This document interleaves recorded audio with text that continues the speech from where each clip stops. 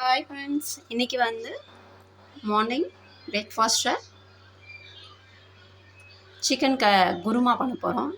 தோசைக்கு சூப்பராக இருக்கும். எப்படி செய்யலாம்னு பார்க்கலாம். ஒரு பேனில் ஆயில் விட்டு ஸ்பைசஸ்லாம் ஆட் பண்ணிக்கோங்க.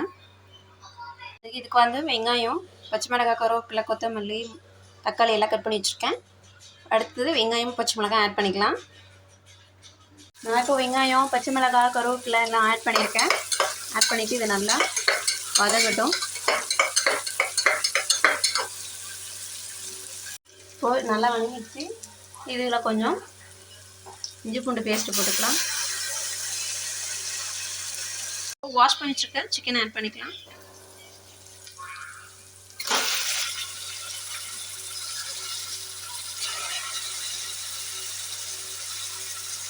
தண்ணி இல்லாமல் போட்டுக்கோங்க, ஏன்னா சிக்கன்லேயே ஏற்கனவே தண்ணி விடும்.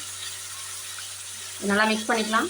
நல்லா மிக்ஸ் பண்ணிவிட்டு தக்காளி வந்து நல்லா சிக்கன் வந்து ஆயிலில் ஃப்ரை ஆனதுக்கப்புறம் தான் தக்காளி ஆட் பண்ணணும். சிக்கன் நல்லா பாருங்கள் வந்துடுச்சு. இப்போ தக்காளி ஆட் பண்ணிக்கலாம். இப்போது மசாலாலாம் ஆட் பண்ணிக்கலாம். கொஞ்சமாக மஞ்சள்தூள் ஆட் பண்ணிக்கலாம். கொஞ்சமாக மிளகாய் பொடி ஆட் பண்ணிக்கலாம்.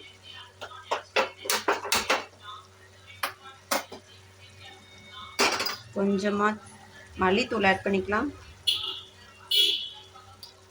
கொஞ்சமாக சிக்கன் மசாலா ஆட் பண்ணிக்கலாம். மிக்ஸ் பண்ணிக்கலாம். கொஞ்சமாக உப்பு ஆட் பண்ணிக்கலாம். இப்போ கொஞ்சமாக தண்ணி ஆட் பண்ணிக்கலாம். இது கொஞ்சம் நேரம் ஒரு 2 மினிட்ஸ் வந்து மசாலாவில் வேகட்டும். அதுக்கப்புறம் ஒரு பேஸ்ட்டு ரெடி பண்ணிக்கலாம். கொஞ்சமாக கசகசா ஆட் பண்ணிக்கோங்க. பெருஞ்சீரகம் கொஞ்சம் ஆட் பண்ணிக்கோங்க. கொஞ்சமாக முந்திரி ஆட் பண்ணிக்கோங்க.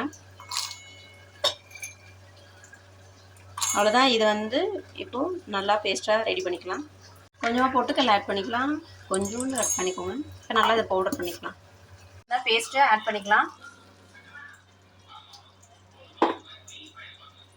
வாஷ் பண்ணி ஊற்றிக்கலாம்.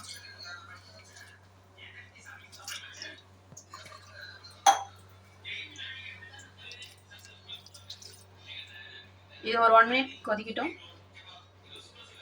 இப்போது சிக்கன் கிரேவி வந்து குருமா ரெடி ஆயிடுச்சு. மேலே கொத்தமல்லி தூவி ஆஃப் பண்ணிக்கலாம்.